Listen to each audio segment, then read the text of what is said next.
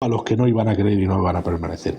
Si es terrible, si más bíblico no puede ser, realmente está portada la Biblia, porque Dios, hemos sido escogidos. Dios te bendiga, Rafael Palacios, y es un creyente de mi iglesia, un creyente de espíritu joven y lleno de vida. Siempre bromeamos con él con eso. Y Dios escogió, dice la Biblia, que hemos sido elegidos en la presciencia. Amén, por la presciencia. Dice, para ser rociados con la sangre de Jesucristo. Amén. Y dice, en santificación. Lo dice la Biblia, no antes de la santificación. En santificación, leerlo. Elegidos por la presciencia del Dios Padre, según la presciencia del Dios Padre. O sea, la base de la elección es la presciencia con el propósito de ser rociados y obedecer en santificación, dentro de la santificación, no antes de la santificación. Entonces es pura presciencia. Yo lo creo eso. Y como repito el anterior versículo que se me encanta. Me gozo de que hayáis sido escogidos desde salvación desde antes, mediante la santificación del Espíritu y la fe en la verdad. Si es terrible, si es que ya más claro imposible. Nos está diciendo que hemos sido escogidos desde antes, mediante la fe, sin la fe no. Entonces, Dios escogió salvar, como dice la Biblia, Dios agradó salvar a los creyentes por la locura de la salvación. Ahí agradar es la misma palabra que se traduce voluntad, porque es la misma palabra griega. O sea, la voluntad de Dios fue... Yo sé que este tema muchas veces, a causa muchas veces de los términos que se utilizan, ¿no? Porque, ¿ves? Han mencionado los términos, pero luego a la hora de mencionar el concepto, yo creo que la gente dice, vale. Le dice el término y se quedan como una sopa de letras, pero le mencionas lo que es el concepto y la naturaleza del concepto la podemos ver intrínsecamente en las escrituras. Es decir, vamos a las escrituras y, por ejemplo, todas estas... Como digo yo, todo este libreto que define lo que es el arminianismo, ¿no? Punto por punto, como bien mencionabas, son cosas que no son antibíblicas. Aparecen en la escritura. ¿Podemos ver cada uno de estos puntos reflejados en la escritura? Sí. Por lo tanto, esto indica que el arminianismo es bíblico. Y si es bíblico, es la doctrina que tenemos que creer, ¿no? Que tenemos que estar predispuestos a creer referente a la palabra. No porque Jacobo Arminio postulase algo y luego se fuese desarrollando teológicamente con el tiempo y demás, y lo tengamos que creer por este hombre, sino porque este hombre y el desarrollo teológico que va después acaba obteniendo como conclusión algo que está ya en las escrituras. Y eso es importante entenderlo, que no es algo que está fuera de la escritura, sino que es el desarrollo teológico referente al entendimiento de las propias escrituras, lo que dicen referente a la salvación. Quiero comentar cosas. Preguntan cómo se llama el libro de la historia. Historia de las doctrinas cristianas, Luis Berkhoff es el teólogo. Ariel77 dice, los arminianos tienen la soteriología de los papistas. Es que no quiero hacer caso a eso, pero los papistas la mayoría son pelagianos o semipelagianos. Así que te has equivocado. Cuando dice papista se refiere a católicos, ¿no? Claro. Si ellos y está diciendo que tenemos la misma doctrina que ellos. Si han tenido que reafirmar la salvación por justificación por la fe, porque con Lutero es el que se separó de ellos, por eso, por la justificación por la fe, han tenido que reafirmarla en el concilio del Papa Vaticano número 23, en el que participó Han Kunz, que murió hace poco, y reafirmaron ahí la justificación como algo que tiene que ver con el cristianismo mundial. Pero bueno, que poco a poco, que esto todo es historia y nos volvemos locos. ¿Tenías alguna pregunta más así? A ver, sí, los puntos, sí que había preguntas, pero es que tienes una manera de desarrollar que yo creo que has respondido a preguntas, ¿no? De manera muy explícita. ¿No? Y está bien, ¿no? Porque al final, en el desarrollo, ¿no? de este podcast, has tapado muchos agujeros. Aún así estoy viendo que hay muchas preguntas, ¿no? Porque obviamente es lo que tú dices. Podríamos estar hablando de este tema de la soteriología, pues 112 horas perfectamente. Hay una pregunta que me ha gustado de mi hermano Santi, que a él le gusta mucho este tema. Dice, ¿es que si tienes que cuidar la salvación ya es por obras? La Biblia no dice cuidar la salvación. Ahora te explico, usuario 123, lo que significa glotón. Y te explico la historia también. Para que veas que no somos glotones. ¿Cuál era la pregunta de Santiago que ya se me había ido por el antiglotones? Si tenemos que... A ver, te lo voy a decir literalmente, ¿no? Como lo has escrito él. Sí, tenemos que cuidar la salvación. Exactamente. Eso, de acuerdo. No te preocupes, Santi. Que yo respondo a todo, que a mí me encantan las preguntas. No hay pregunta tonta, sino tontos que no preguntan. La Biblia no dice cuidar vuestra salvación, dice ocupaos, que es trabajar en vuestra salud espiritual. Eso es lo que está diciendo el original. Puedes coger la Nácar Columna edición 23 y lo vas a ver. Dice, ocupaos en vuestra salud espiritual. Gloria a Dios, así lo enseña. Entonces, ahora, todas las obras que el cristiano hace es inspirado por la gracia de Dios, porque la Biblia dice, pondré mi espíritu en ellos y haré que anden conforme a mis mandamientos. La Biblia dice, haciendo él en vosotros lo que es agradable delante de él. La Biblia dice que él produce así el querer como el hacer por su buena voluntad.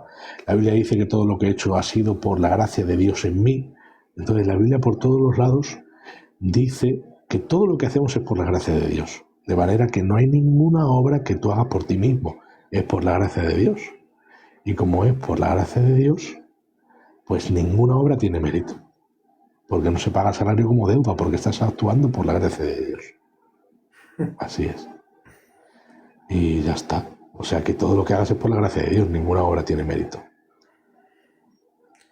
Y una pregunta que yo creo que es muy mencionada, ¿no?, en estos temas. ¿La salvación se pierde, Adán? Sí, yo creo que sí. A ver, espera. Que... yo voy a decir, porque es mejor decir, creo que es super extra, ultra, archi, mega... dificilísimo, hiper, de todo lo que quieras, todos los superlativos que es, hacen superlativo. Todo difícil perder la salvación. Y en cuanto a no se pierde, se rechaza, que iba a ir ahí, Harry, Dios te bendiga. La Biblia dice, ¿cómo pues se perderá el hermano tuyo por el que Cristo murió a causa de tu conocimiento y la conciencia débil del hermano? En la Biblia enseña que nosotros no podemos hacer que se pierda un hermano débil por el que Cristo murió a causa de nuestro conocimiento, de nuestra conciencia, que no se daña por otras cosas que a otros sí les dañan, ¿vale? Como muchas cosas. No voy a poner ejemplos porque no me apetece, por si acaso. Son temas controversiales. Entonces, ahí la palabra apoliumi significa perder hasta destruir completamente, ir al infierno, ¿vale? O sea, ir a la condenación. Entonces, dañando a un hermano puedes hacer que se vaya al mundo y se pierda. Y ahí utiliza la palabra perder, porque alguien dice, perder es involuntario.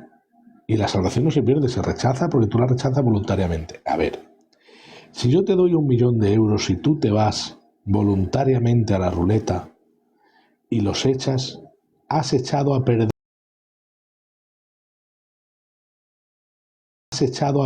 la economía que la tenías y la has echado a perder. Entonces es en ese sentido que la Biblia dice perder la salvación. O sea, echar a perder tu vida por causa tuya.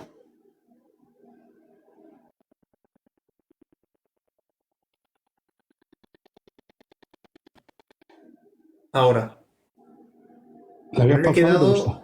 no te estaba escuchando, me he quedado, si yo te doy 1.000.000 de euros y tú te vas y lo De echas en la acuerdo. ruleta. Pues lo vuelvo a repetir.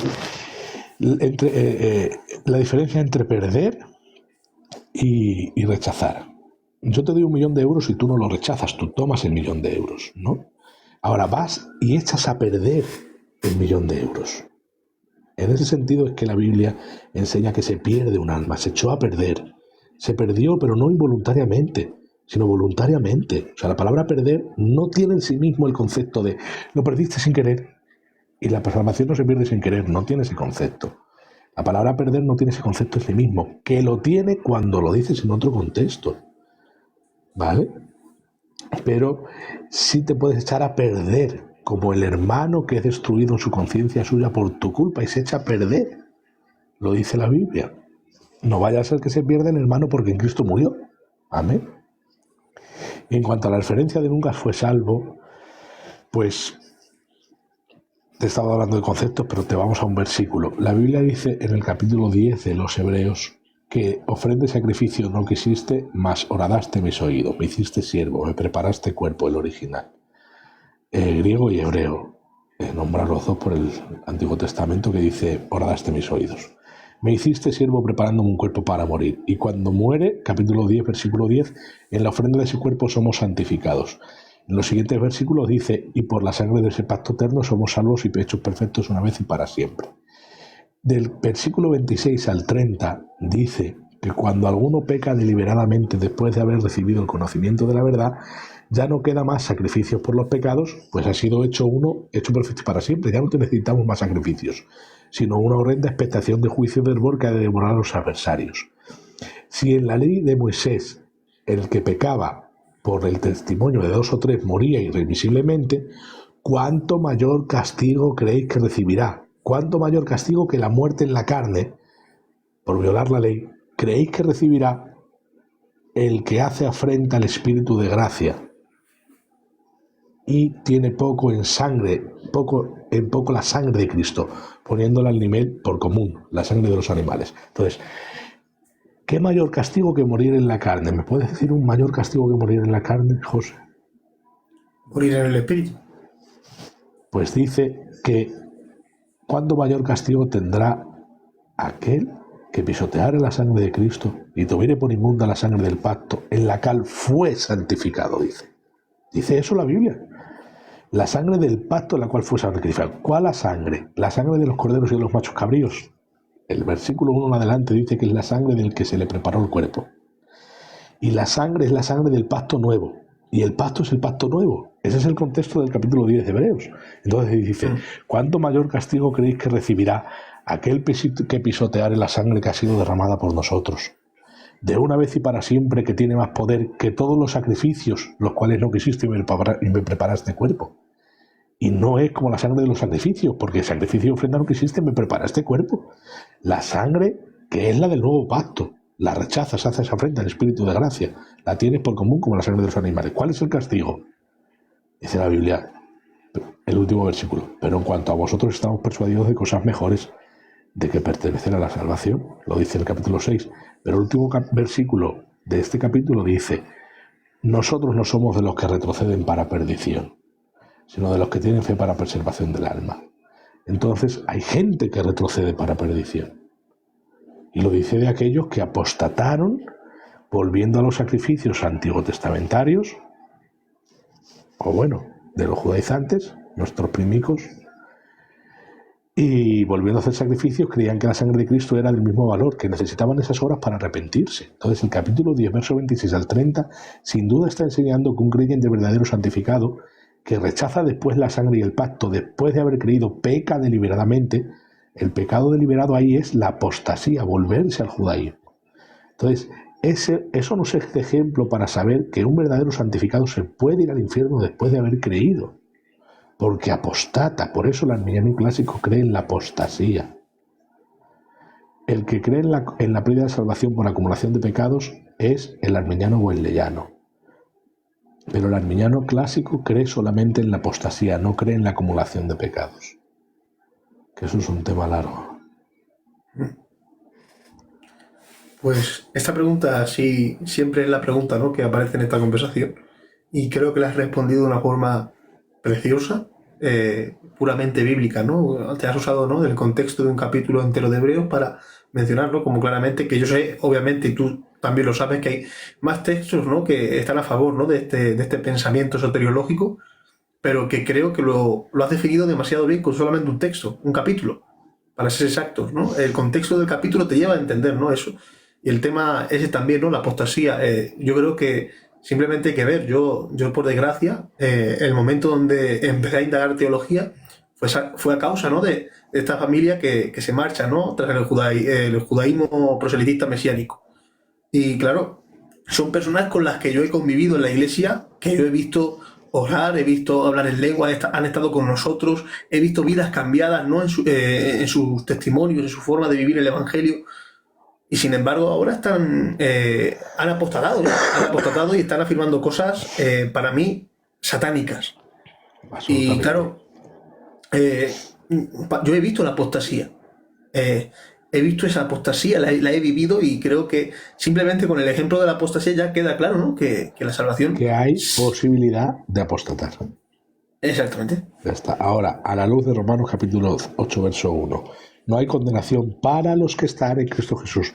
Arminio no creía en la pérdida de salvación, ¿vale? Eso lo desarrollaron sus seguidores, Simón Episcopio y los demonstrantes. Porque ahí Phyllis Limborg se desvió un poco al arminianismo liberal y desvió, se llama arminianismo de cabeza, y el arminianismo de corazón es el de los remonstrantes, de Simón Episcopio.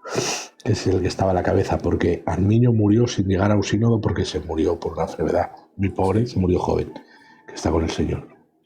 Entonces, cuando dice ninguna condenación hay para los que están en Cristo Jesús, Arminio decía, el que está en Cristo y permanece en él no se pierde todo el tiempo que esté en Cristo y permanezca en él. Claro que no. Pero Arminio decía que cuando le mostraban los versículos que enseñaban que era imposible perder la salvación, decía, no me convencen sus argumentos. Decía Arminio eso. Y lo dejaremos para un próximo sínodo, pero se murió.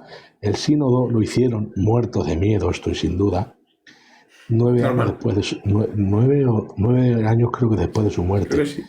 Creo que murió en el 1610 y en el 1619 se hizo el sínodo de Dort. No lo recuerdo bien, pero creo que fue 9 años después de su muerte.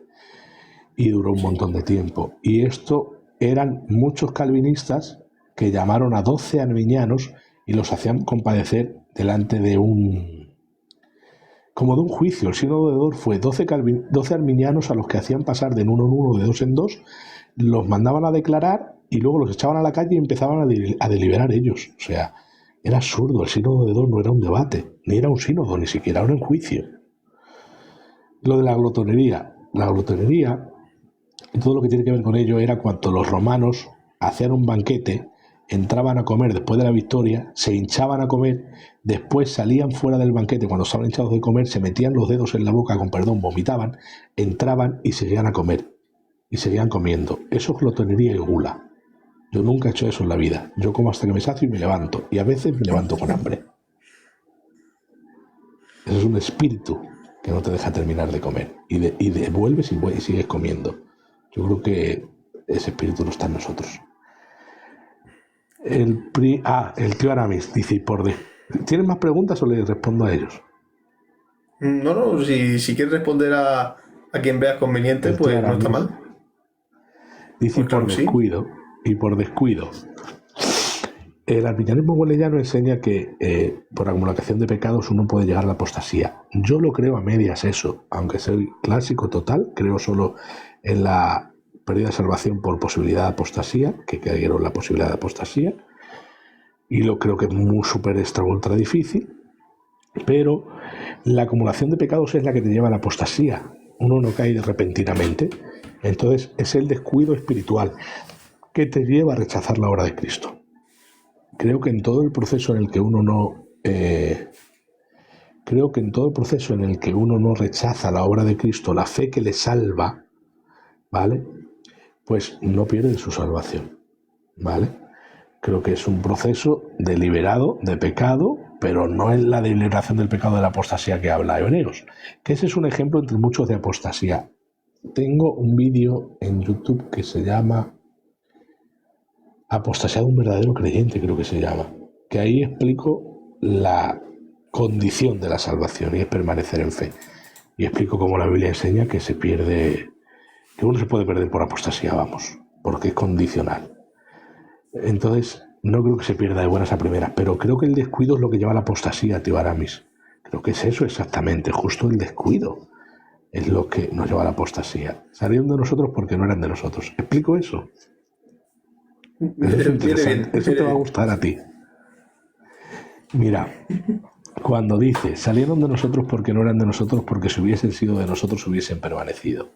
El contexto de primera de Juan es los apóstatas, falsos maestros que introducían en la iglesia una mentalidad del inicio del gnosticismo. Por eso cuando la Biblia dice en primera de Juan, que lo hemos utilizado mucho de pequeños para los demonios, dile que repita, Jesucristo ha venido manifestado en carne. Cuando no lo decía todos salíamos corriendo, está poseída, no lo puede decir. ¿Recuerdas eso? ¿Nunca lo has vivido eso, José? Yo nunca lo he hecho. Pues por eso toda la vida de pequeño han dicho, si alguien quiere saber si está poseído, dile si Jesucristo ha venido en carne, porque ese es el espíritu del anticristo. Y resulta que lo que está diciendo ahí Jesús era que había gente que estaba iniciando la doctrina de las docetas, aparición, que los docetas eran los que creían que Jesús era un fantasma, que por eso andaba. De hecho, el miércoles por la noche voy a dar un estudio de esto, que es la encarnación de Cristo, y es el inicio del gnosticismo. Creían que era un fantasma y creían que Jesús no había venido en carne. Y entonces dicen, el que no dice que Jesús ha venido en carne es el espíritu del anticristo. Y acerca de estos apóstatas les dice, salieron de nosotros para que se viese que no eran de nosotros, porque si hubiesen sido de nosotros, hubiesen permanecido. ¿Eso se puede aplicar a todos los creyentes? No. Porque la Biblia dice, cuando veas a alguien que está en camino de perdición, reconcílialo con el Señor y salvarás de muerte un alma, dice la Biblia. Y está hablando de un hermano, reconcilia al hermano que está débil. O sea, la Biblia da lugar a que un hermano pase por momentos de debilidad y se aparte de Dios y se entregue al pecado. Y de hecho dice la Biblia, orad para los que están en pecado. No por los que están en pecados de muerte, pero por los que están en pecado, ora por ellos. Hay creyentes pecando. Hay creyentes que viven en pecado. Y tú tienes que orar para que Dios los reconcilie. Vosotros los espirituales, dice la Biblia, restaurarle con espíritu de mansedumbre. ¿Te das cuenta? Lo dice la Biblia. Entonces, ¿qué es lo que enseña la Biblia con salieron de nosotros porque no eran de nosotros? Quiere decir, la evidencia de que son falsos maestros es que se han ido. Si no hubiesen permanecido en este lugar, pero de que son falsos maestros, no falsos creyentes. Ese es el asunto. Juan está enseñando que esos eran falsos creyentes, que eran herejes, que eran anticristos. ¿Queréis conocer a los anticristos? Los que se van de nosotros por doctrina. Por eso, se fueron por doctrina. No se fueron porque se fueron a pecar al mundo. Y luego Jesús los atrae otra vez y los restaura de nuevo, restaurarles con espíritu de mansedumbre. Eran falsos maestros, apóstatas, que nunca habían creído en el Señor, que no habían nacido de nuevo, verdad. Pero no se apartaron por el pecado, se apartaron por doctrina. Ese es el contexto de Primera de Juan. Entonces ese versículo no se puede aplicar a un verdadero creyente que tiene un momento de debilidad en un tiempo de su vida.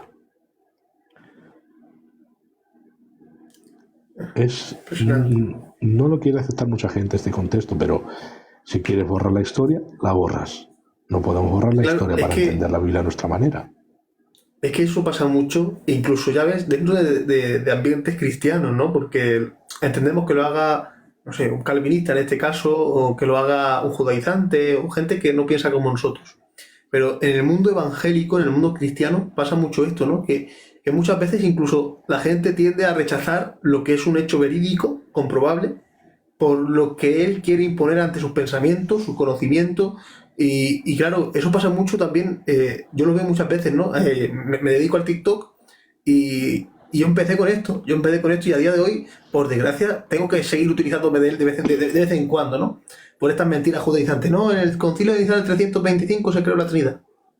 Bueno, cojo un libro de historia, el que tú quieras, y hay ateos que han escrito sobre la historia de la Iglesia primitiva, gente agnóstica que han escrito sobre esto. Y no, hombre, si son ateos o agnósticos, pues no van a tirar ni para mí como cristiano.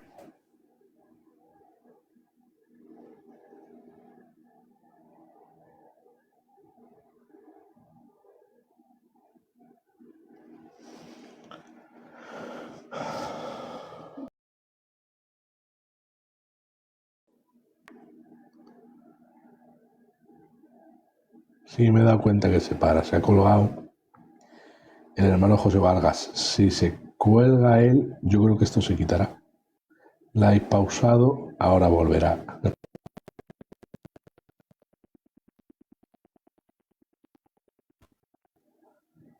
Ahora vuelvo, ahora.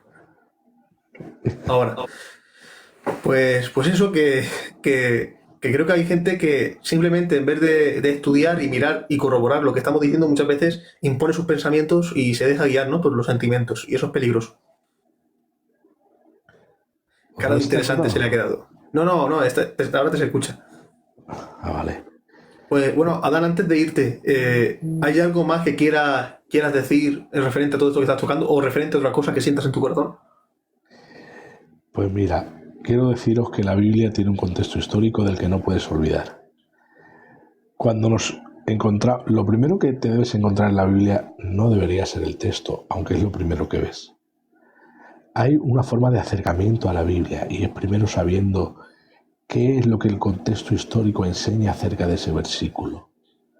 ¿Qué pensaban los que estaban allí, los que eran contemporáneos de esa carta que escribieron, de esa epístola, de ese mandamiento, de esa orden, de esos a los que eran dirigidos y a quienes estaban contradiciendo? ¿Cuál es la filosofía que se movía en aquel tiempo acerca de los pensamientos religiosos? ¿Cuál era la religión que profesaba aquel que escribía? ¿Cómo pensaba? ¿Y qué significa cada palabra en su contexto? Y a lo largo del contexto de toda la Biblia, no solamente el mediato, sino el inmediato y también el lejano. No te puedes acercar a la Biblia para ver que lo que pone es lo que dice, ignorando todos los contextos. Y salieron de nosotros por hablando de nosotros, ¿ves? Todos los que salen no son creyentes. No es así, está hablando de falsos maestros. Y eso sucede pues prácticamente con toda la Biblia en cuanto al calvinismo. Por ejemplo, hay un versículo difícil de interpretar en Hechos capítulo 13, verso 48, que dice: creyeron todos los que estaban ordenados para vida eterna. Y dicen, ¿ves? Solo los que estaban ordenados, los demás no. Y cuando lees el contexto te das cuenta que está diciendo: creyeron los gentiles que estaban ordenados para vida eterna, porque lo profetiza la Biblia, luz les resplandeció a los gentiles. Lo dice la Biblia. Pablo dice aquí un misterio, que es Cristo en vosotros, esperanza de gloria. Entonces, cuando los judíos quisieron rechazar, la luz les resplandeció a los gentiles, pero por propósito de Dios, lo tenía así, no es que somos el segundo plato. Dice la Biblia que fuimos escogidos desde antes de la fundación del mundo, no después de que los judíos cayeran o fueran incrédulos. Entonces, el contexto de ese capítulo es: creyeron los gentiles. Ya está. Todos los que estaban ordenados para vida eterna, porque Dios había ordenado el corazón de los gentiles para creer. Ordenar ahí es predisponer, es la palabra griega taso. Dios predispuso a los gentiles en ese momento, en esa hora, en ese instante para ser salvos. Claro que los predispuso a los gentiles. Las puertas a los gentiles se abren de una manera extensa a partir del capítulo 13 de los Hechos. ¿Por qué? Porque el Señor le da la gana hacerlo, pero no es escoge para salvación a este, para perdición al otro. Eso no quiere decir ahí la Biblia. Ahí nos está diciendo, como Dios dispuso salvar a los gentiles, se cumplió. Todos los que estaban ordenados para vida eterna. En ese todos estás tú también. ¿Por qué eres un gentil? Bueno, los que creen que somos gentiles. Sería interesante, ¿no? Lo he estudiado poco, la verdad, pero sería interesante, ¿no? Ver cómo el calvinismo piensa referente al pueblo de Israel, ¿no? En versículos como: oh Jerusalén, cuántas veces he querido juntarte como la gallina junta a sus polluelos, y creo que no has querido, ¿no? O no quisisteis, creo que dice, si no me equivoco. Sí, ¿cuántas veces quisisteis reunir a las gallinas debajo de sus alas? O sea, ¿cuántas veces quise y no quisisteis? Yo quise y vosotros no. Dios quería y el hombre no. ¿No? Y claro, Israel de forma mayoritaria rechazó en ese contexto a Jesús, ¿no? Aunque claramente, como vemos en Romanos 11, había un remanente, pero que ese remanente, en el momento que pasa a creer en Cristo, son parte de la iglesia, ¿no? Aquellos que son sacados afuera. Pero, claro, Pablo deja claro que la mayoría, ¿no? Hay un remanente, pero si hay un remanente es porque la mayoría ha rechazado a Cristo, ¿no? Entonces, ha sido el Señor el que ha decidido, ¿no?, que el pueblo de Israel se perdiese o algo por el estilo, o ha sido el pueblo de Israel el que ha dictaminado, el que ha escogido ese camino, ¿no?, de perdición. Es un tema interesante. Que dice, bien que ellos fueron desjajados, y dice la Biblia clarito, por su incredulidad fueron desjajados. O sea, no fue un decreto arbitrario de Dios. Lo dice la Biblia claro, y no hace falta investigar mucho. Por su incredulidad fueron desjajados. Ya está. Está preguntando constantemente, ¿quiénes son los reprobados? Los reprobados son todos aquellos que han llegado a un momento en la conciencia endurecida en que Dios no tiene nada más que hacer con ellos porque no quiere, porque le ha castigado el Señor. Dice la Biblia en Oseas, Efraín es dado a los ídolos, déjalo. O en Romanos capítulo 1 3 veces, en el capítulo 1 versos 24, 26 y 28, y Dios los entregó a una mente reprobada. Y Dios los entregó para didomi, los entregó al molde del mundo al que se han entregado por voluntad propia, porque no quisieron tener en cuenta a Dios. Esos son los... No puedo hacer más.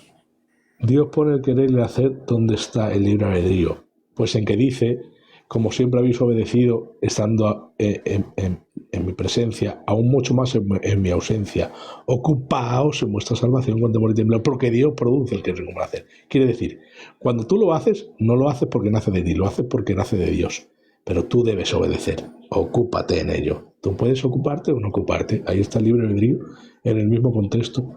Filipenses capítulo 2, verso 12. Qué bueno.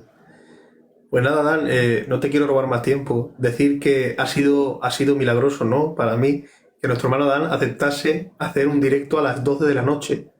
Y Muerto de más en este sueño. día donde... Sí, yo estoy Me tomo una cansadísimo también. pastilla. Y la verdad que cuando me ha costado, ¿no? Además, le he dicho, ¿no? Le he dado la posibilidad de, si quieres cambiarlo a otro día, lo que sea, porque hoy ha sido un día movidito y al igual para él, y es tarde. Y yo sé que el Adán, estas horas, pues las quiere aprovechar de otra manera, ¿no? Así que sí, le debo una cena. A ver si paso por Madrid Nada, no me debes y le nada. invito a cenar. Que sé que te gusta mucho el Vips. Aleluya.